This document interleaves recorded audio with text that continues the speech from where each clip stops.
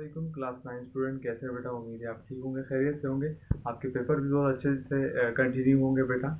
और आज जो है बेटा नेट की चूँकि हालत आपको पता ही है कि बंद होता है और यूट्यूब पे वीडियोस वगैरह अपलोड नहीं होती। तो बहरहाल हमने रिस्क तो ले लिया है। कोशिश करते हैं कि आपके लिए वीडियो बना लें और रातों रात वीडियो अपलोड कर दें, ताकि कल का जो दिन है आपका सिक्योर हो जाए और आपके एमसीक्यूज पूरे हो जाएं। ठीक है। अच्छा, आज का लेक्चर जो हमारा होगा बेटे, वो होगा on the basis of just MCQs. ठीक है। इसके अलावा शॉर्ट सेक्शन के तमाम अकॉर्डिंग टू मॉडल पेपर की सीरीज के मुताबिक तमाम लेक्चर बेटा अपलोड कर चुका हूँ शॉर्ट सेक्शन के। लॉन्ग सेक्शन के आपके पास जो है वो चंद एक दो तीन क्वेश्चन जो है करवाने और इम्पोर्टेंट आपको थ्योरम बताने। तो थ्योरम पेज नंबर के साथ भी आपको बता दूंगा। फिलहाल हम एमसीक्यूज की तरफ चलते हैं ताकि वीडियो ज़्यादा लंबी ना चली जाए, एक ही लेक्चर में शूट करेंगे। तो चलते हैं बेटा, आप स्टार्ट करते हैं बेटा। ठीक है। यस बेटा, हमारे आज का जो है सबसे पहला चैप्टर नंबर 1 के एमसीक्यूज के हवाले से डिस्कशन है। वो कुछ इस तरह है कि 3 हिस्सों में मैंने इसको डिस्ट्रीब्यूट कर दिया। ठीक है। पहला हिस्सा जो आपके पास एग्जाम के अंदर आता है पिछले 2-3 साल से, जो आपके पास बल्कि 2 साल से, क्योंकि न्यू बुक एडिशन है। तो पहला सवाल इस तरह आता है कि identify the real part in the given या imaginary part in the given. सवाल दे देता है और उससे कहते हैं कि बताओ इसमें रियल पार्ट कौन सा है। इस तरीके का सवाल दे देते हैं और उसमें से पूछते हैं कि रियल पार्ट कौन सा है। तो इसमें लॉजिक ये छुपी होती है कि बाहर आयोटा दे देते हैं, ब्रैकेट के बाहर जो बाहर आयोटा दे देते हैं, इससे रियल पार्ट अंदर का चेंज हो जाता है। अंदर तो आपको लग रहा है कि ये आयोटा वाला जो है इमेजनरी है और ये वाला रियल है, लेकिन ऐसा है नहीं, क्योंकि बाहर क्या है, आयोटा है। इस आयोटा की वजह से दोनों नंबर चेंज हो जाएंगे। जो इमेजनरी आपको लग रहा है वो रियल बन जाएगा और जो रियल है वो इमेजनरी बन जाएगा। So let's multiply. अगर आपके पास एग्जाम में ऐसा आता है तो आप पहले आयोटा को मल्टीप्लाई करेंगे और फिर उसको चेक करेंगे कि कौन सा रियल बन रहा है। ठीक है। Let's multiply. आयोटा को बेटा इस 2 आयोटा से मल्टीप्लाई करेंगे तो यहाँ पर 2 तो बनेगा ही। इंक बेटा थोड़ी सी कम है मार्कर के अंदर, ये 2। और देन उसके बाद हमारे पास जो है बेटे 2 तो 2 ही रहेगा, लेकिन आयोटा आयोटा से मल्टीप्लाई होने के बाद आयोटा स्क्वायर बन जाएगा। ठीक है। ये माइनस और आयोटा 2 से मल्टीप्लाई होगा तो 2 आयोटा बन जाएगा। यहाँ आयोटा स्क्वायर बन गया और यहाँ आयोटा नहीं था, सिर्फ आयोटा साथ आ गया। ठीक है। तो यहाँ से ये 2 अपनी जगह पर, और हम जानते हैं कि आयोटा स्क्वायर की वैल्यू क्या होती है, -1। यहाँ शो कर देता हूँ ताकि आपको याद रहे कि आयोटा स्क्वायर की वैल्यू -1 होती है। ठीक है बेटे। अच्छा, अब आयोटा स्क्वायर की जगह मैंने -1 लिख दिया, ये माइनस का 2 आयोटा आपकी जगह। ठीक है। अब ये प्लस का 2 है और ये माइनस। अक्सर होगा मैंने बच्चों को देखा, ये 2 में से 1 को माइनस कर देते। माइनस की ब्रैकेट का मतलब मल्टीप्लाई, सो 2 1 2, लेकिन माइनस का, क्योंकि प्लस माइनस माइनस, और ये माइनस का 2 आयोटा। अब अगर इसमें से मैं पूछूं कि इसमें से रियल पार्ट कौन सा है, तो क्या बताएंगे आप? जिसके साथ आयोटा नहीं है। ठीक है। ये माइनस का है, तो इसका मतलब है कि रियल पार्ट जो आपका आंसर होगा, माइनस को भी ध्यान देना है, माइनस का 2 है। अगर इनकेस ऐसा होता है कि आपके पास ये +2 होता है तो आपका रियल पार्ट क्या होगा? +2। एग्जाम के अंदर 4 ऑप्शन के अंदर आपको एक ऑप्शन प्लस में दिए होते हैं और एक आपको माइनस में दिए होता है। तो आपने उसमें से बिल्कुल टू द पॉइंट कलेक्ट, ऐसा ना हो कि आपने माइनस वाले की जगह प्लस वाले ले लिए तो भी गलत हो जाएगा। ठीक है। एग्जैक्टली। और अगर इसमें से इमेजनरी पार्ट कहता है तो भी -2 है। इनकेस मैंने नंबर इस तरह रखा है, हो सकता है डिफरेंट हो, जब आप मल्टीप्लाई करके देखेंगे तो आपके पास रिजल्ट आ रहा होगा। ठीक है। अब इसको देख लो, ये आपके पास 3 आयोटा मैंने बाहर दे दिया और अंदर एक नंबर है, और इसमें आपसे कहता हूँ कि बताओ रियल और इमेजनरी पार्ट कौन से होंगे। इसमें इमेजनरी पार्ट इत्तेफाक से सेम आ रहा है, -2 ही आ रहा है। ठीक है। इसमें चेक कर लेते हैं। देखो बेटा, पहले तो साइन मल्टीप्लाई होंगे, फिर नंबर मल्टीप्लाई होंगे, फिर आयोटा, प्लस प्लस प्लस 3 3 9, और इसके साथ आयोटा मल्टीप्लाई के आयोटा हो जाएगा, माइनस प्लस माइनस माइनस 3 2 6, साथ में आयोटा आयोटा आयोटा स्क्वायर। अब ये 9 आयोटा अपनी जगह पर और -6 भी अपनी जगह पर, आयोटा स्क्वायर की जगह दोबारा -1 आ जाएगा। ठीक है। ये तो आप जानते हैं कि आयोटा स्क्वायर की जगह -1 आता है। तो in the next step minus का 9 आयोटा और माइनस माइनस प्लस 6 1 6। दोबारा कह रहा हूँ बेटा, 6 में से 1 को माइनस नहीं करना बल्कि मल्टीप्लाई करना है। मल्टीप्लाई करने के बाद आप देख लो, अब रियल पार्ट क्या बन गया, इसका 6 बन गया। तो आपसे रियल पार्ट अगर आप पूछे तो रियल पार्ट आपका क्या है, वो इसमें से 6 है, यानी जिसके साथ आयोटा नहीं है। और जिसमें से अगर इमेजनरी पार्ट आपसे पूछे तो इमेजनरी पार्ट कौन सा इसमें से जिसके साथ आयोटा है, दैट इज 9।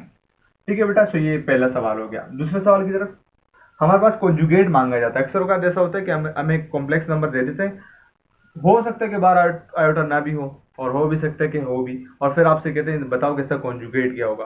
तो कॉन्जुगेट के हवाले से पहले बता दूं आपको कि कॉन्जुगेट में हम सिर्फ और सिर्फ क्या करते हैं बेटा, अगर इसका कॉन्जुगेट लेना हो तो इसमें से आयोटा पार्ट का जो हिस्सा होता है उसका सिर्फ साइन चेंज कर देते हैं। प्लस का हुआ तो माइनस हो जाएगा, और अगर ये माइनस का है तो उसका प्लस हो जाएगा। रियल पार्ट का जो साइन आपको दिया हुआ है ना, वही का वही रखना है। ठीक है, रियल पार्ट माइनस में हो तो माइनस रखना है, प्लस हुआ तो प्लस में रखना है। ठीक है बेटा, लेट्स मल्टीप्लाई, जल्दी से इसको मल्टीप्लाई करते हैं, फिर उसके बाद देखते हैं कि कैसे इसे कॉन्जुगेट देते हैं। पहले मल्टीप्लाई करना है, आखिर में जब कॉम्प्लेक्स नंबर इस तरह बच जाएगा उसके रिस्पेक्ट से हम आयोटा वाले का साइन चेंज कर देंगे। मल्टीप्लाई, 2 1 जा 2, साथ में आयोटा, अपॉन में भी 2 है, ये प्लस माइनस माइनस, 2 2 जा 4, साथ में आयोटा, और ये आयोटा मल्टीप्लाई करके आयोटा स्क्वायर। ठीक है बेटा, यहाँ तो 2 से 2 कैंसिल, जस्ट रह गया आयोटा -4 और आयोटा स्क्वायर की जगह -1। ठीक है, ये आयोटा माइनस माइनस प्लस, 4 1 जा 4। अब ये कॉम्प्लेक्स नंबर है, इसका कॉन्जुगेट मांगा है। आप अक्सर औकात बच्चों को मैंने देखा है वो यहाँ से क्या कर देते हैं, सिर्फ इस माइनस को प्लस कर देते हैं और आंसर लिख देते हैं, और एग्जाम में दिए वो भी ऐसा होता है। तो आपने इसको नहीं, बल्कि इस बाहर वाला आयोटा है या नंबर है जो भी, उसको मल्टीप्लाई करने के बाद जो नंबर आपके पास बनता है उसका कॉन्जुगेट लेना है। अब अक्सर औकात कंफ्यूज के लिए बोर्ड वाले क्या करते हैं, आयोटा वाले को पहले दे देते, जबकि हमने एग्जाम स्कूल के अंदर बच्चों को बताया होता है टीचर ने कि पहला वाला रियल है, दूसरा वाला इमेजनरी है। तो ये चीजें कॉन्सेप्ट नहीं देख रहे, आपने ये कॉन्सेप्ट रखना है जिसके साथ आयोटा है वही इमेजनरी है, और हमने कॉन्जुगेट में साइन भी आयोटा वाले के चेंज करना है। सो लेट्स सिंपल, अगर आप इस आयोटा को आप इस तरह माइनस आयोटा +4 कर दे। अच्छा, बाजू का एग्जाम के अंदर इसका आंसर यू नहीं बल्कि यू दिया होता है, 4 माइनस आयोटा, ये 1 नहीं सॉरी आयोटा माइनस आयोटा। तो आप ऐसा ना हो कि आप ढूंढते रहो आयोटा में कौन सा माइनस आयोटा पहले है +4 बाद में। तो ये भी इस तरह भी आंसर दिया हो तो भी सही है, इस तरह दिया हो तो भी सही है। ठीक है बेटा, तो ये वाला पार्ट जो है बिल्कुल सिंपल, इसमें से बाहर मैंने कोई नंबर नहीं दिया, तो सिंपल आप क्या कर लोगे, इसका कॉन्जुगेट ये हो जाएगा। आयोटा वाला पार्ट ये है, तो ये माइनस का आयोटा अपॉन 2 हो जाएगा, और ये प्लस का 6, ये कॉन्जुगेट हो जाएगा। अगले की तरफ चलते हैं, इसको लिख लो बेटा। अच्छा बेटे, सो ये वाला आपने कर लिया होगा, इसका कॉन्जुगेट मैंने आपको बता दिया, सिर्फ आयोटा वाले का साइन चेंज कर दिया। ठीक है, अब ये वाला करते हैं, इसमें 2 शुरू की डेफिनेशन है बेटा। बाज़ औक़ात एमसीक्यूज में आ जाता है कि स्टेटमेंट में इस तरह लिखा हुआ है कि the union between rational and irrational is called dash number, तो वहाँ रियल नंबर होता है। यानी रियल नंबर वो नंबर है जो रेशनल और इरेशनल की यूनियन से बनता है, रेशनल और इरेशनल को मिलाओ तो आपके पास रियल नंबर बनता है। ठीक है, इसकी डेफिनेशन है। और कॉम्प्लेक्स नंबर की क्या डेफिनेशन है, a + आयोटा b के फॉर्म। इस शक्ल में अगर नंबर होगा तो वो कॉम्प्लेक्स नंबर होगा। ठीक है, डेफिनेशन जस्ट थ्रू मैंने लिख दी है, पॉसिबल है कि आ जाए वरना तो नहीं। अच्छा, ये 2 सवाल है, इस तरह ये सोल्यूशन 2 कॉम्प्लेक्स नंबर को इक्वल लिया होता है और आपसे कहते हैं कि इसमें से x या y की वैल्यूज बताओ। ठीक है, तो x और y की वैल्यूज को कैसे निकालेंगे। हमारे पास सवाल है 3x iota y is equal to 9 + 5y। ठीक है, इसको सॉल्व कैसे करेंगे। सॉल्व करने के लिए आपको इसको बेटा देखना है कि इमेजनरी पार्ट को इमेजनरी पार्ट के बराबर लेने और रियल पार्ट को रियल पार्ट के बराबर लेने। ठीक है, अच्छा ज़रूरी नहीं कि यहाँ y हो, ये बाय मिस्टेक बेटा मैंने यहाँ y लिख दिया है, या आयोटा होगा। ठीक है, तो ये साथ में आ गया आयोटा।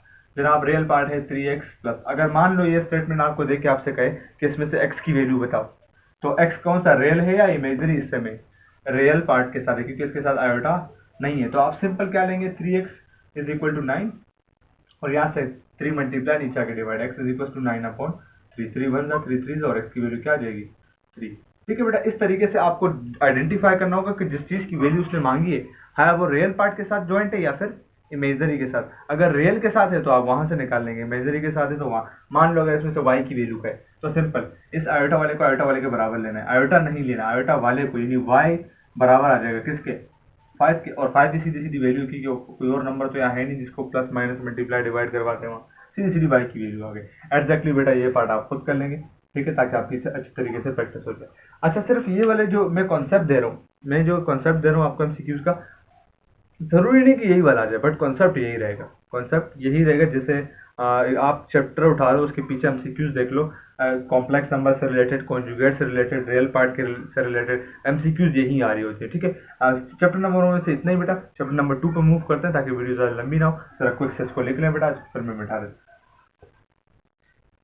चैप्टर नंबर 1 के एमसीक्यूज बेटा कर लिए होंगे, जैसे मैंने आपको समझाया उसमें से गिने चुने 4-5 टॉपिक आपको बताए मैंने, वो काइंडली आप कर लीजिएगा। अब चैप्टर नंबर 2 पे चलते हैं। ठीक है, चैप्टर नंबर 2 के अंदर बेटा कुछ सेलेक्टिव भी आपको वीडियोस बताऊंगा, ज़्यादा लंबे छोड़े कहानी नहीं बताऊंगा ताकि आसानी से आपको याद हो जाए। अच्छा, ये याद करने के, इसको बाद में चर्च करते हैं, इसके साथ 2-3 और भी हैं। अच्छा, पहली चीज़ आपके पास होती है, आपको लॉगरिथमिक फॉर्म में सवाल दे रहे थे, लॉगरिथमिक फॉर्म में, और आपको एक्सपोनेंशियल फॉर्म में चेंज करना होता है, या फिर आपको लॉगरिथमिक फॉर्म दे रही थी, कन्वर्ट करना होता है आपको लॉगरिथमिक फॉर्म में, और दिया किस में होता है, एक्सपोनेंशियल में। एक्सपोनेंशियल का मतलब जिसमें आपको पावर दी हो, लॉग वो कोई आपके पास ना हो, लेकिन लॉगरिथमिक फॉर्म वो होती है जिसके अंदर लॉग आपके पास मौजूद हो, ठीक है। इसकी जनरल फॉर्म मैंने एक बनाई है, वैसे बुक के अंदर है नहीं, लेकिन मैंने एक कॉन्सेप्ट के लिए बनाई है ताकि इसके साथ कंपेयर करके आसानी हो। तो बेटा वो मैंने बनाई है लॉग, और लॉग के यहाँ नीचे होते हैं बेस, क्या होता है बेस, और इसके साथ यहाँ मैंने लिखा है नंबर, इक्वल टू होता है पावर, ठीक है। अच्छा ये लिखा क्यों है बताता हूँ यहाँ पर, क्योंकि एक्सपोनेंशियल फॉर्म के अंदर ये जो नीचे वाला नंबर होता है उसको बेस बोलते हैं, और जो ऊपर होता है उसको पावर बोलते हैं। तो इक्वल टू उस तरफ को फिर क्या बोलेंगे, इसीलिए मैंने सिंपल इसके साथ क्या लिखा हुआ है कि ये नंबर है। तो अब इन दोनों की एक्सचेंज देखो, एक्सचेंज यहाँ पर भी बेस नंबर और पावर है, लेकिन इनकी पोजीशन थोड़ी चेंज है, जबकि यहाँ पर भी बेस पावर और नंबर ही है, लेकिन इनकी पोजीशन थोड़ी सी चेंज है। इसलिए आपने क्या करना है, बस सिर्फ ये ढूंढना है कि बेस वहां कौन सी है, उसको लाके इसकी बेस की जगह रखना, और वहां पावर कौन सी है उसको लाके पावर की जगह रखना है, और जहां नंबर है उसको नंबर की जगह रखना है। अगर ये दिया हुआ उस पर ट्रांसफॉर्म कर सकते हैं, और अगर आपको बेटा ये फॉर्म दी हुई है तो आप इसको इसमें ट्रांसफॉर्म कर सकते हैं, इजीली ट्रांसफॉर्म। बस ये आपने याद रखना है छोटा सा, देखो कैसे, मान लो ये वाला हिस्सा है, ये आपको देखो बेस क्या है 7 है, क्या है 7, पावर क्या है 3, और नंबर क्या है 343, इसके हिसाब से बेस पावर नंबर। अब इसको इस फॉर्म में चेंज करो, लॉग फॉर्म में चेंज करो, तो ये लिखो लॉग, बेस की जगह क्या आ जाएगा, बेस की जगह यहाँ 7 है तो 7, और पावर क्या है, पावर की जगह 3 है, और यहाँ पावर क्या है इक्वल के उस तरफ है तो यहाँ आ जाएगा 3, जबकि यहाँ नंबर है, यहाँ नंबर की जगह क्या है 343, तो आप यहाँ लिखो 343, सिंपल। उसकी बेस की जगह, उसकी बेस को उठाकर इसकी बेस की जगह रखना है, उसके नंबर को उठाकर इसकी नंबर की जगह रखना है, उसकी पावर को उठाकर इसकी पावर की जगह रखना है। और सिमिलरली ये चीज भी, मान लो यहाँ पर इस पहले वाले नंबर को मैं यहाँ ट्रांसफॉर्म करके दे रहा हूँ। अब देखो अकॉर्डिंग टू दिस फॉर्मूला ये बेस क्या है 2 है, तो यहाँ लिख दो 2, इस सवाल को चेंज करके दे रहा हूँ, ठीक है। और ऊपर क्या है पावर, तो पावर इक्वल के उस तरफ होती है, इसका मतलब ये वाली, तो इसके ऊपर लिख दिया आपने power is equal to number होता है, नंबर की जगह यहाँ 8 है, तो आपने यहाँ लिख दिया 8। देखो सीधा सीधा 2 का क्यूब इक्वल टू 8, ये ट्रांसफॉर्म करना है बेटा। सवाल कुछ भी आ जाए, वट एवर, कोई भी नंबर दे दे, अपॉन में दे दे, रूट में दे दे, कुछ भी दे दे, तरीका यही रहेगा। आपने सिंपल क्या करना है, ये वाले फॉर्मूलाज जो मैंने बना के दिए आपको, आपने ये याद करना है, और सिंपल उसकी बेस को यहाँ रिप्लेस करना है, इसको यहाँ पावर को यहाँ रिप्लेस करना है, और नंबर को भी सिमिलर है, ठीक है। ये 2 टॉपिक आपके क्लियर हुए बेटा। अब आ जाओ यहाँ पर, इसके अंदर 2 टॉपिक और सॉल्यूशन के, कैरेक्टरिस्टिक और मैट्रिक्स निकालने का होता है, वो कैसे निकालते हैं पहले वो देख लो, ठीक है। और साथ में एक होता है साइंटिफिक नोटेशन। तो साइंटिफिक नोटेशन क्या है, जो साइंटिफिक नोटेशन है बेटा वो हमारे पास दरअसल होता है,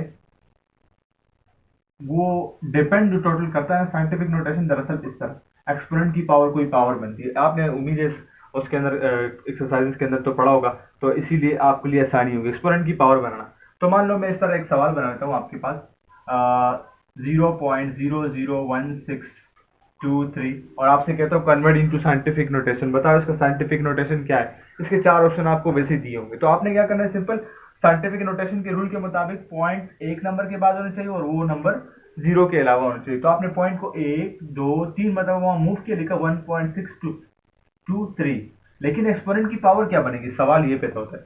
याद रखना बेटा, अगर आपने डेसिमल को राइट की तरफ लेकर गए तो पावर हमेशा माइनस में बनेगी।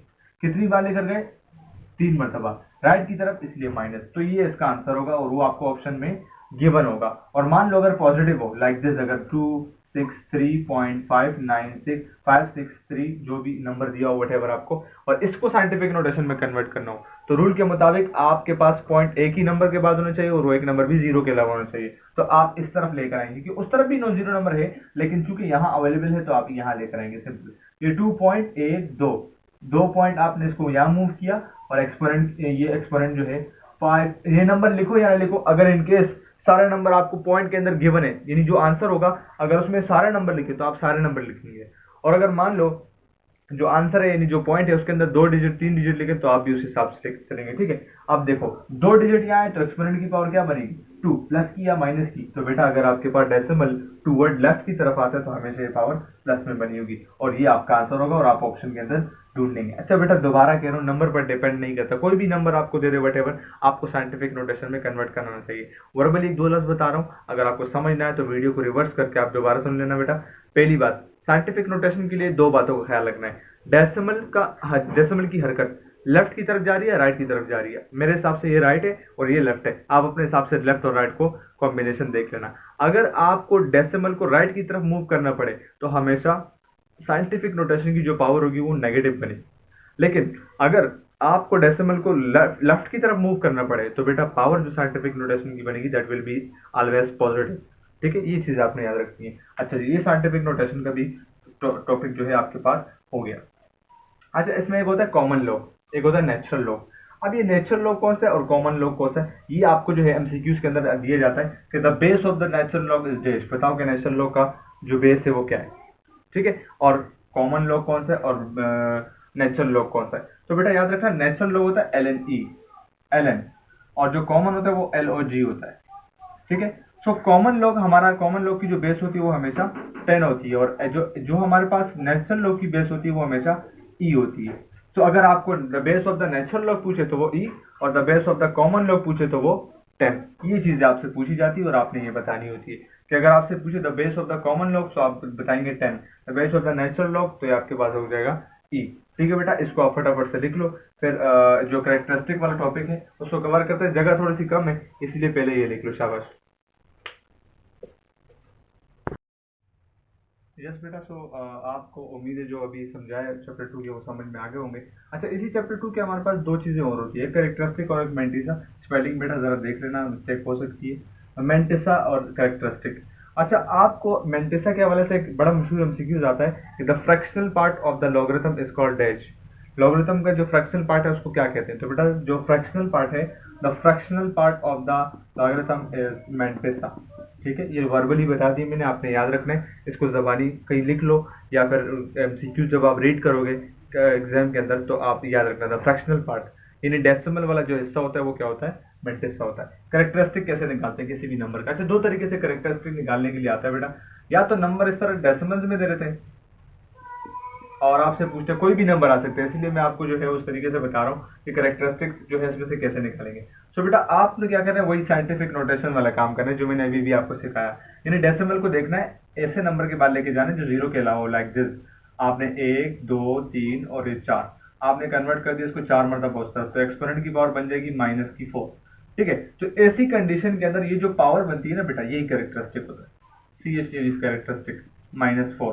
अच्छा, इस माइनस को हमेशा एग्जाम के अंदर आपको इस तरह दिया होगा, 4 के ऊपर बार, या माइनस दिया होगा या ऊपर बार दिया होगा, इस तरह बार, तो इसका मतलब भी नेगेटिव कैरेक्टरिस्टिक होता है बेटा। ठीक है, ये नेगेटिव कैरेक्टरिस्टिक इस तरीके से आ सकता है। अच्छा, हो सकता है कि आपके पास पहले से ही उसमें दिया हो, एक पॉजिटिव पहले लेते हैं फिर उसके बाद बताते हैं।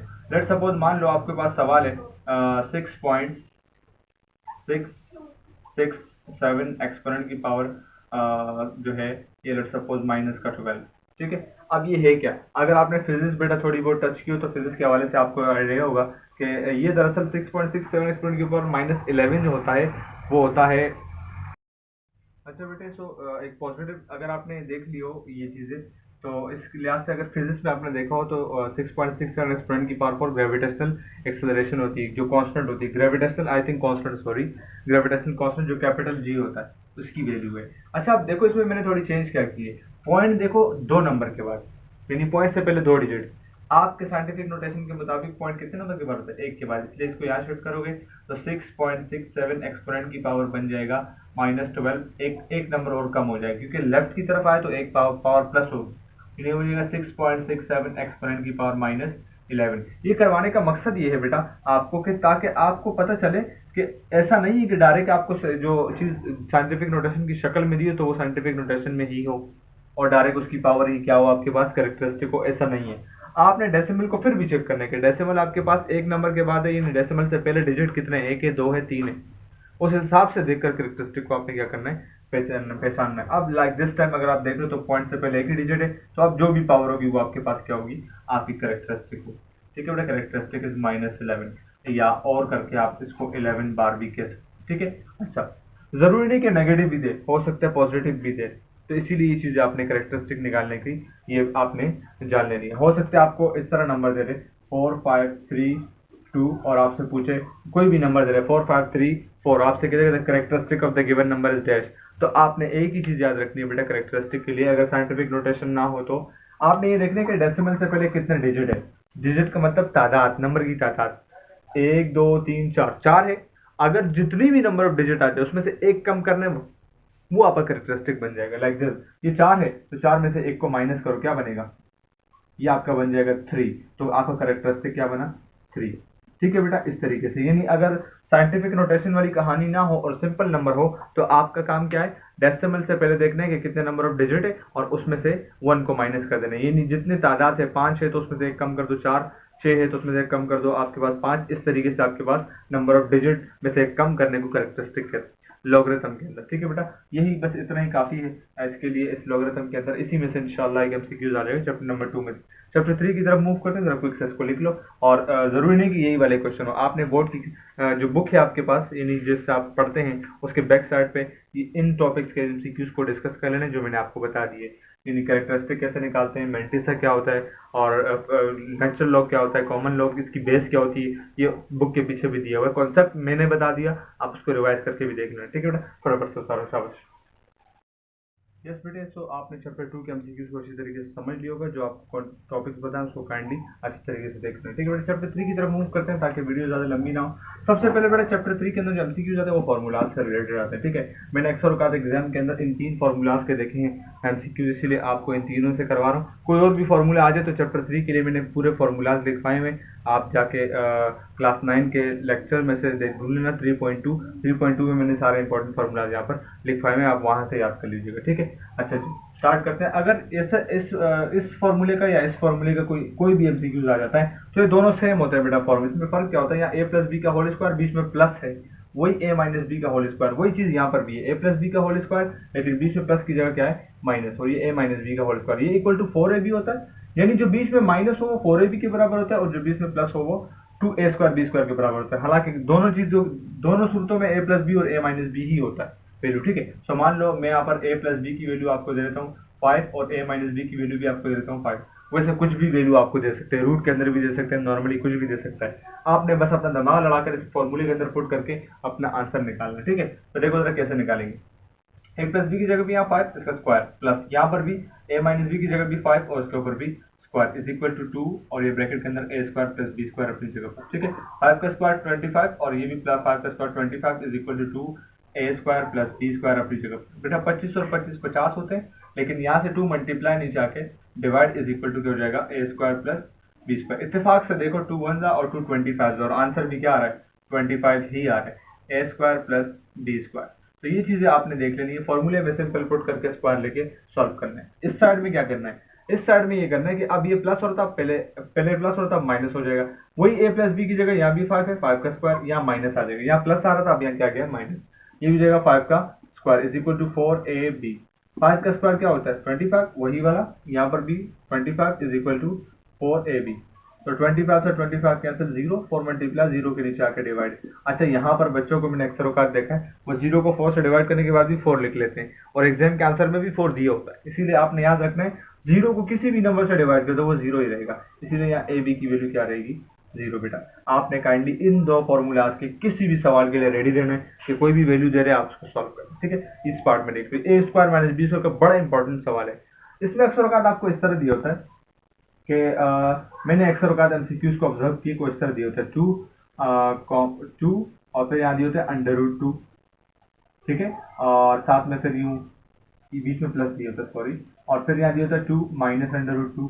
इस तरीके से आपको सवाल दिया होता है और आपसे पूछने बताओ कि इसका आंसर क्या है। तो बेटा आपने नॉर्मल एक छोटी सी अकल की काम जो है ना अकल का इस्तेमाल करके अपना काम निकालना है। यहाँ देखो सेम ब्रैकेट है दोनों, बस फर्क क्या है एक प्लस एक माइनस, तो समझ जाओ ना ये आपके पास a plus B a minus B formula है।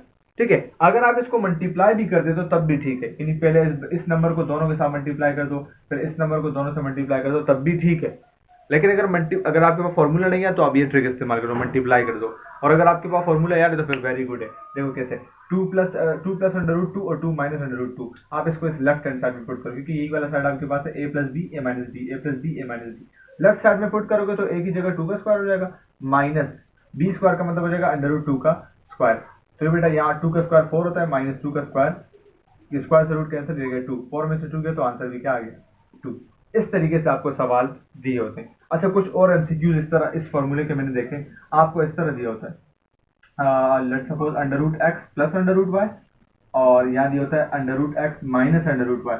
ये बड़ा इंपॉर्टेंट एमसीक्यूज है एग्जाम के पॉइंट ऑफ व्यू से। इस तरह दिए होते हैं और आपसे कहते हैं पॉइंट के अंदर इसका आंसर बताओ। मजे की बात है कि इसके ऊपर क्या दिया हुआ है रूट दिया हुआ है। तो आप वही देखते हैं a plus B a minus B है, तो आप क्या करते हैं simple a square minus B square यानी X square minus Y square पर टिक कर लगा देते हैं। ऐसे नहीं है बेटा, a की जगह अंडर रूट एक्स है तो आप लिखोगे अंडर रूट एक्स का स्क्वायर, बीच में माइनस है तो माइनस, और b की जगह अंडर रूट वाई है तो आप अंडर रूट वाई का स्क्वायर। देखो a की जगह अंडर रूट एक्स, यहाँ पे a की जगह अंडर रूट एक्स, यहाँ b की जगह अंडर रूट वाई, यहाँ पे अंडर रूट वाई, स्क्वायर से रूट कैंसिल, स्क्वायर से रूट कैंसिल, यहाँ रह गया एक्स, यहाँ रह गया वाई। तो इस चीज का ध्यान रखना है कि पावर स्क्वायर वाले को नहीं चूज करना, आपने किसको चूज करना है कि स्क्वायर से रूट कैंसिल होंगे तो डेफिनेटली सिर्फ पावर 1 वाली टर्म बचेगी आपके पास। ठीक है, इसको फटाफट से नोट कर लो बेटा। इस तरीके से और भी एमसीक्यूज आ सकते हैं, आपने रेडी रहना है इस फॉर्मूले के लिए। ये तीनों फॉर्मूलाज आप छाप ले बेटा जरा फटाफट से, और प्लस इसके एमसी हर साल के एमसीक्यूज के लिए रेडी रहना है, स्पेशली फॉर दिस। कुछ सब उतार लो बेटा सब। यस बेटे, सो हमारे पास जो इस चैप्टर का जो नेक्स्ट टॉपिक है वो हमारे पास ये है कि टाइप्स ऑफ एक्सप्रेशन दी होती है कुछ।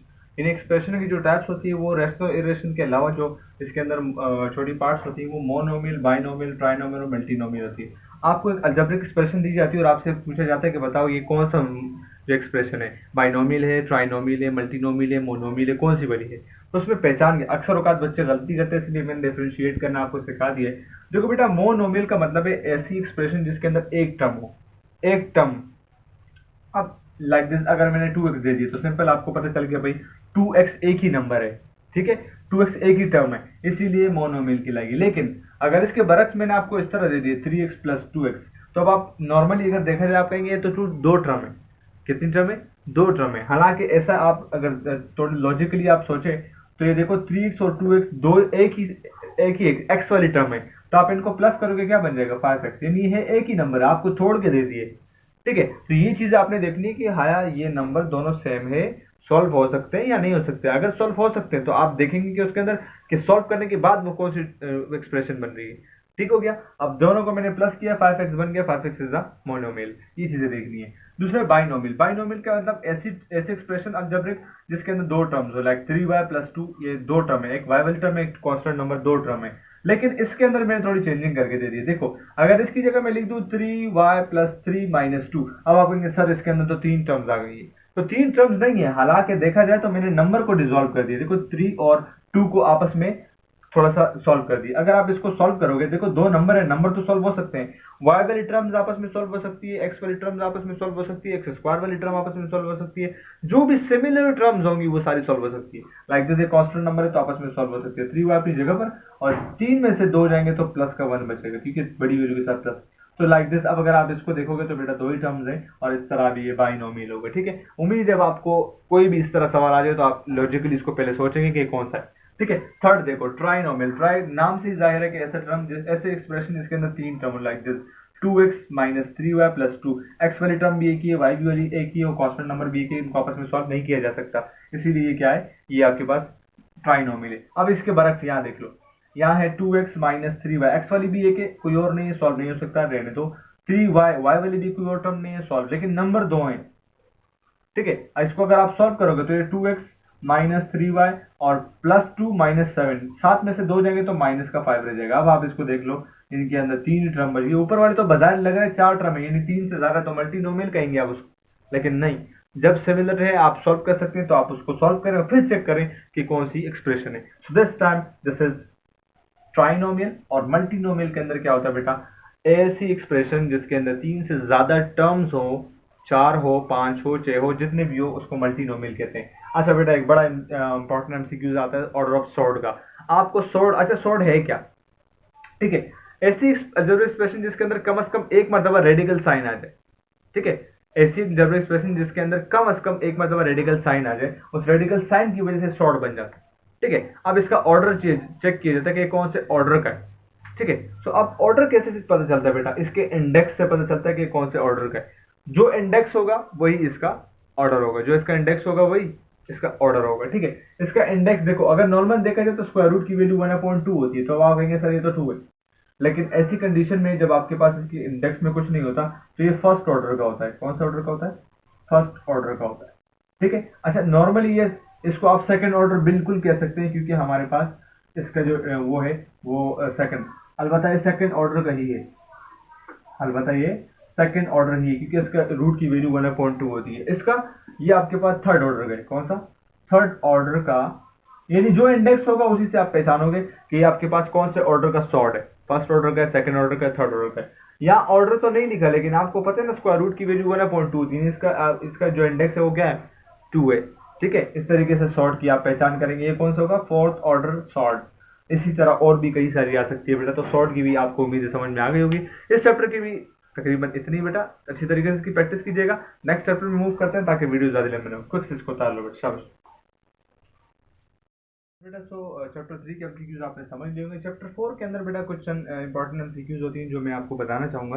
क्योंकि चैप्टर 4 का नाम फैक्टराइजेशन है, तो टोटल फैक्टराइजेशन के हवाले से बात हो रही होती है। फैक्टराइजेशन चूंकि फॉर्मूलाज की मदद से होती है, इसीलिए फॉर्मूलाज के थ्रू बता देता हूँ। मान लो आपको इस तरह एक नंबर दिया है, बल्कि एक्सप्रेशन दिए 3x² माइनस 38x, या कोई भी नंबर दे सकता है, और आपसे कहे कि बताओ इसके फैक्टर क्या, और आंसर के अंदर 4 ऑप्शन दिए होंगे। तो आप क्या करेंगे, आपको तुक्के से तो नहीं पता चलेगा ये कौन सा है। ठीक है, तो आप क्या करेंगे, इसके मिड टर्म को ब्रेक करेंगे। मिड टर्म को ब्रेक करने का तरीका क्या होता है, फर्स्ट नंबर को लास्ट से मल्टीप्लाई करते हैं। फैक्टराइजेशन तो उम्मीद है बेटा आपको थोड़ी बहुत आती होगी। फर्स्ट लास्ट से मल्टीप्लाई करेंगे तो देखो 3 × 13 क्या आता है 39, और 39 क्या क्या ले लेंगे, फैक्टर्स ले लेंगे। फिर दोबारा वही 3 से करेंगे, 3 13 जा और 13 1 जा। तो बेटा अब फैक्टराइजेशन जो मिड टर्म की होती है वो इस तरह होती है कि आप मल्टीप्लाई करने पर जो नंबर आता है उसका एलसीएम लेते हैं, और एनसीएल से जो फैक्टर आते हैं इनमें से 2 ऐसे फैक्टर तलाश करते हैं जिनके मल्टीप्लाई करने पर वापस वही आंसर बने, पहले और आखिरी का, और प्लस या माइनस करने पर बीच वाली टर्म बने। सो देखो बेटा, अगर 3 और 13 को आपस में प्लस माइनस करें तो 10 बनेगा।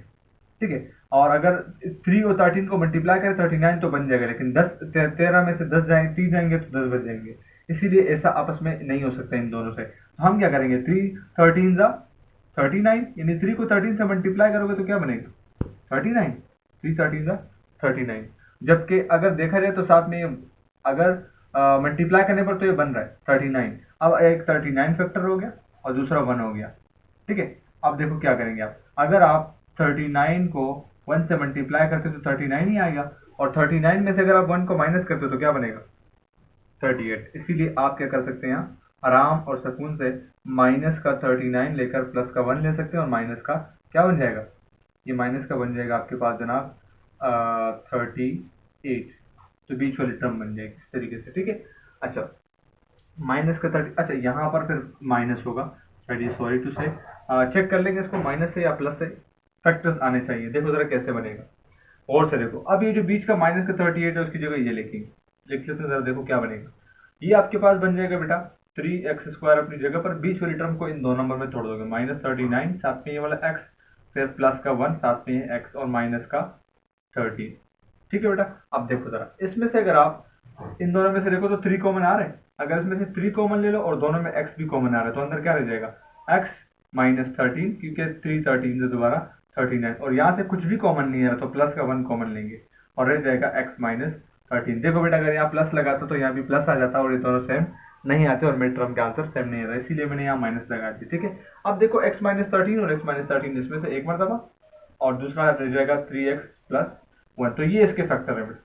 एक तरीका तो ये है कि आप इसके मिड टर्म को ब्रेक कर दो और इस तरह सॉल्व कर दो, और इन केस अगर आपको मिड टर्म ब्रेक करना नहीं आता तो जो 4 ऑप्शन है चारों को आपस में मल्टीप्लाई करके चेक करो, सवाल बनना चाहिए। ठीक है, लाइक दिस, मान लो अगर ये फैक्टर मुझे दिए हो उसके अंदर और मैं इसको मल्टीप्लाई करूँ तो ऊपर वाला सवाल बनना चाहिए। कैसे सर, देखो x को पहले इस x के साथ इस पूरी ब्रैकेट को मल्टीप्लाई कर दो 3x प्लस 1, और फिर इस माइनस 13 के साथ भी इस पूरी ब्रैकेट को मल्टीप्लाई कर दो। देखो जरा ऊपर वाला सवाल बनता है, x को इससे मल्टीप्लाई करोगे 3x² बन जाएगा, प्लस अपनी जगह पर x को इससे मल्टीप्लाई करोगे तो x, माइनस प्लस माइनस 13 3 39, साथ में x minus minus plus sorry minus plus minus और 13 1 13। तो देखो जरा ये 3x² और 39x में से अगर एक लिख जाएगा तो माइनस का 38x और ये माइनस का 13। अब देख लो बेटा, ये ऊपर वाला सवाल दोबारा आ चुका है। तो इन केस अगर आपके पास ऐसा हो कि आपको मिड टर्म ब्रेक करना नहीं आता हो तो आप क्या करेंगे, जो दिए हुए फैक्टर्स होंगे अगर उसमें से आपको कंफ्यूजन है कि कौन सा है तो हर एक को अलग अलग मल्टीप्लाई करना, जिससे दोबारा वो सवाल बने जिसके आपको फैक्टर मांगे तो समझ जाना वही उसके फैक्टर। ठीक है बेटा, जरा टाइम ज्यादा ले ली मैंने इस पे। इसमें देखो, इसमें एमसीक्यूज कैसे आता है, इसमें एमसीक्यूज ऐसा आता है बेटा कि आपको एक टर्म दी होती है like this x² minus 4x दी इस तरह, और आपसे कह रहे हैं कि what should be added to this to become it perfect square, यानी इसके साथ ऐसा क्या प्लस करें कि ये इसका परफेक्ट स्क्वायर बन जाए, यानी ये फॉर्मूला का राइट हैंड साइड बन जाए। ठीक है। तो इसमें आपको क्या करना होता है, आपको ये ढूंढना होता है कि इसके बी वाली टर्म क्या है। असल में दरअसल ये इस फॉर्मूले का राइट हैंड साइड है, A square plus B square plus 2ab। इसकी दूसरी शक्ल किस तरह होती है, इस तरह होती है, plus 2ab plus B square. यानी आपको ढूंढना है बी स्क्वायर वाली टर्म, ठीक है। वो कैसे मिलेगी आपको, वो मिलेगी इसी बीच वाली टर्म। बीच वाली टर्म असल में क्या होती है, 2, ये क्या बन गया 4। तो ये किससे मल्टीप्लाई के 4 बने, 2 से। इसका मतलब है कि ये वाली जो नंबर है वो दरअसल 2 का स्क्वायर होगा। तो 2 का स्क्वायर क्या होता है 4, इसीलिए आप इसके साथ 4 को ऐड करेंगे और ये आपका आंसर हो जाएगा। तो ऑप्शन के अंदर आपको जो ऑप्शन दिया होगा वो 4 भी दिया होगा, 2 भी दिया होगा, और भी नंबर दिए होंगे, दरअसल आपका 2 होगा। यानी आपने इस बीच वाले नंबर को टोटल गेस करना है कि ये किस से मल्टीप्लाई करने पर बना है। बीच वाली टर्म तो 2 होती है ना, तो अगर यहाँ 6 होता तो मैं समझ जाता कि यहाँ 3 2 जा 6 हुआ है, ठीक है। यानी 3 इजाफी कहीं ना कहीं से आया है और वो 3 इसी से आया होगा। और यहाँ पर चूंकि स्क्वायर है तो इसका मतलब है कि उस नंबर का स्क्वायर होगा, 3 का स्क्वायर होगा तो यहाँ 9 आएगा। यहाँ 4 8 होगा तो हम बोलेंगे यहाँ 4 आया। 4 का स्क्वायर क्या होता है 16। जो भी नंबर जिससे मल्टीप्लाई करने पर ये बना हो उसी का स्क्वायर यहाँ लिखना है, ठीक है बेटा। ये बात आपको समझ में आ गई। इन केस अगर ऐसा हो आपको दिया हो वाई स्क्वायर, चलो एक्स में ले लेते हैं क्योंकि एक्स में ज्यादातर आता है, X square plus 1 upon plus 1 upon X square, और आपसे कहते हैं what should be added to this term that it become perfect square. इसके साथ ऐसा क्या प्लस करेंगे क्या बन जाए, परफेक्ट स्क्वायर बन जाए। तो वेरी सिंपल मेरा बच्चा, यहां से देखो राइट हैंड साइड का ए स्क्वायर और बी स्क्वायर, ये दोनों टर्म आपको दी हुई है, लेकिन 2ab वाली टर्म नहीं है। अब 2ab वाली टर्म वाली जो है वो कहानी गायब है। अगर मैं इसको सीधा करके लिखूं तो यू है कि ये टर्म नहीं है और 1 अपॉन एक्स स्क्वायर आपको बी स्क्वायर वाली टर्म दे रखी है। तो अब देखो इस नंबर को देखना है, ये एक दूसरे का रेसिप्रोकल है, बिल्कुल है, क्योंकि एक एक्स एक 1 अपॉन एक्स है। अगर इस 2ab में इस तरह करके 2 लिखो और ए की जगह एक्स और बी की जगह 1 अपॉन एक्स लिखोगे तो डेफिनेटली इस एक्स से एक्स क्या हो जाएगा कैंसिल, और यहाँ रह जाएगा 2, यानी 2 1 2। सिंपल यहाँ पर क्या लगाना है 2 लगाना, ठीक। आपने ये लॉजिक ढूंढनी है। अगर ऐसे रेसिप्रोकल वाला कोई नंबर आता है तो सिंपल बीच में 2 ही आएगा, ठीक है, या +2 या -2। अगर -2 हो तब भी आंसर करेक्ट है, +2 होगा तब भी माइनस करेक्ट है, क्योंकि परफेक्ट स्क्वायर में चाहे माइनस आ जाए या प्लस आ जाए वो परफेक्ट स्क्वायर बनता ही है, ठीक है बेटा। ये बड़े इंपॉर्टेंट एमसीक्यू है जो मैंने बताया आपको, इसके हिसाब से आप बुक में देख लीजिएगा। सिमिलरली ये प्लस का ये माइनस का मैंने आपसे कह दिया कि दोनों बिल्कुल सेम है हमारे पास, ठीक है। चाहे माइनस का आ जाए या प्लस का आ जाए, दोनों फॉर्मूलाज का आप लोग इस तरीके से कंप्लीट कर लेंगे। उम्मीद है आपको ये वाला समझ में आएगा। अगर खुद से इसको चाप लो। चैप्टर 4 के अंदर जो है फैक्टराइजेशन या अमूमन इस तरह आती रहती है, और फैक्टराइजेशन के अलावा आपको जो है वो इसके अंदर ज़्यादा कुछ नहीं आता। फॉर्मूलाज याद रखने हैं आपने और ये चीज़ याद रखनी है। चैप्टर 5 से अच्छी एमसीक्यूज आती है, वो बताता हूँ, फटाफट से इसको लिख लो। बस अ लिटिल बिट थोड़ी सी थी इसके अंदर, ठीक है, जल्दी से। सो चैप्टर 4 के एमसीक्यूज आपने देख ली होगी इसी तरीके से। चैप्टर 5 के एमसीक्यूज देख रहे बेटा। चैप्टर 5 की जो एमसीक्यूज है वो फैक्टराइजेशन से रिलेटेड है। अब देखो जरा, ये जो पहला मेथड आपको बता रहा हूँ ये वाला, ये 2 बॉक्स, ये फैक्टराइजेशन मेथड से, और ये वाला डिवीजन मेथड से, ठीक है। एमसीक्यूज कैसे आता है, आपको 2 नंबर दे देते हैं इस तरीके से, कोई साथ में XYZ भी दे सकते हैं, कोई नंबर भी सिंपल हो सकते हैं। उस नंबर में से आपसे कहेंगे बताओ कि इसका HCF क्या है, ठीक है। तो HCF निकालने का तरीका जान लो बेटा। सबसे पहले आपने जो पहला नंबर है उसको यहाँ लिखना है 72 x की पावर 4 y की पावर 5 और z की पावर स्क्वायर। जो भी नंबर हुआ, 2 नंबर दियो, 3 नंबर दियो, जो कुछ भी आपको दियो, आपने क्या करना है सिंपली उसका एलसीएम ले लेना है और यहाँ लिख देना उसके फैक्टर।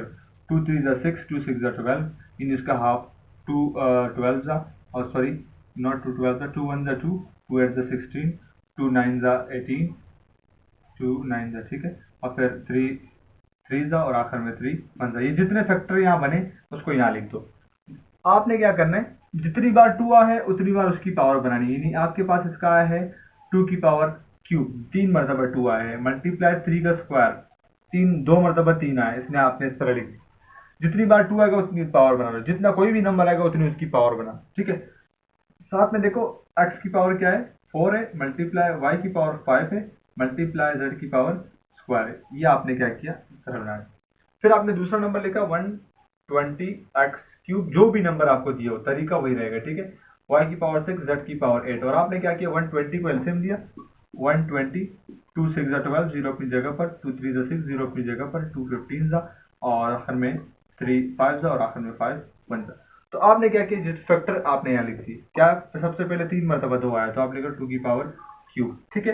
फिर मल्टीप्लाई 3 एक ही है और मल्टीप्लाई 5 भी एक ही है, लेकिन साथ में x की पावर 3 है और y की पावर 6 है और z की पावर 8। ये आप यहाँ तक जब कर लेंगे, फिर HCF क्या होता है यहाँ पे। HCF का मतलब है इनमें से जो कॉमन चीजें हैं, जो एक जैसी चीजें हैं, वो आपका आंसर है, HCF है। तो देखो जरा कैसे निकालते हैं, कॉमन चीजें कैसे निकालते हैं बेटा। सबसे पहले देखो इसमें भी 2 का क्यूब है और इसमें भी 2 का क्यूब है, ये आपका जो है HCF की पहली चीज कॉमन आ गई, तो आपने यहाँ लिख दिया 2 का क्यूब। उसके बाद 3 देखो यहाँ 2 है और यहाँ 1 है, तो इसमें से कॉमन कितना हुआ, 1, आपने यहाँ से लिखा 3, 1। एक्स यहाँ 4 है जबकि यहाँ कितने 3 है, तो आप इसमें से 3 ही ले सकते हैं, 4 नहीं ले सकते, ठीक है, छोटे वाला रकम लेने। वाई यहाँ 5 है और यहाँ 6 है, तो आप इसमें से कितने लेंगे, 5 ही लेंगे, क्योंकि 5 से ज्यादा कॉमन आ नहीं सकते, उसमें 6 नहीं है। जेड यहाँ 2 है, यहाँ 8 है, आप कितने लेंगे, 2 लेंगे, ठीक है। अब देखो जरा इसको सॉल्व कर, 2 का क्यूब 8 होता है, मल्टीप्लाई बाय 3, एक्स की पावर वही, क्यूब वाई की पावर वही 5 और जेड की पावर वही 2, मल्टीप्लाई लगाओ या ना लगाओ फर्क नहीं पड़ता। यहाँ से 8 3 जा 24 और एक्स की पावर क्यूब, वाई की पावर 5 और जेड की पावर स्क्वायर। ऐसी टर्म आपको आंसर में दी होगी और आपने आइडेंटिफाई करना है, यानी रफ वर्क में आप इस तरह सॉल्व करेंगे, जो आपके एग्जाम की शीट होगी उसके लास्ट पे आप सॉल्व करना, इस तरह जो टर्म बनेगी वो आपका HCF होगा। इसको क्या बोलते हैं, कॉमन फैक्टर्स, जो एक जैसे नंबर होंगे, फैक्टर होंगे, वो आपका HCF है। अच्छा, अब सवाल ये पैदा होता है कि LCM इसका कैसे निकालते हैं। बिल्कुल इसी तरीके से, जो नॉन कॉमन फैक्टर है, जो एक जैसे नहीं है, वो यहाँ लिखने हैं, ये तो HCF हो गए। नॉन LCM निकालते कैसे, कॉमन फैक्टर को मल्टीप्लाई करते हैं नॉन कॉमन फैक्टर से। तो इसका कॉमन फैक्टर कौन सा था, कॉमन फैक्टर ये सारे, यानी ये पूरा, ठीक है, ये सारे कॉमन फैक्टर से मिलाकर आपने लिख दिया।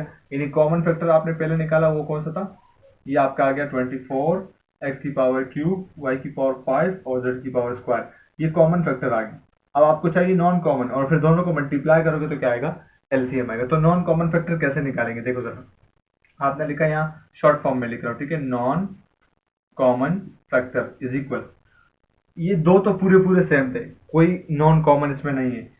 इस 3 या 3 का स्क्वायर था, यहाँ पर क्या है पावर 1, एक 3 जो था वो नॉन कॉमन था, एक जैसे नहीं था, क्योंकि यहाँ एक ज्यादा 2 है, यहाँ एक्स की पावर 4 है, एक्स की पावर 3 है, कितने एक्स जो है वो नॉन कॉमन थे, एक कॉमन नहीं था, तो आपने क्या लिखा यहाँ, एक एक्स भी लिख दिया।